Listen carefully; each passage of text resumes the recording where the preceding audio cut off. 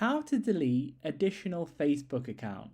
So you could do this on the Facebook app on your Android or iPhone or any iOS device like the iPad, but I'll show you how to do it also on facebook.com. So the first step is to go to facebook.com/settings. On your phone you could do something similar, get to the settings menu just by clicking the drop down then on settings, or just click settings and privacy like so. So however which way you get to the settings page, then click on see more in account center, click on that.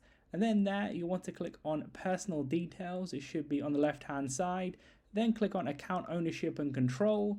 Then click on deactivation or deletion. There you should see the additional Facebook profile that you don't want. Go ahead and click on that. Then click on delete account. Then click on continue. Then after that you'll be prompted to put in your password. Once you put that in correctly, you can click continue and then you can officially delete your account. Leave a like on the video for help, subscribe for more helpful videos.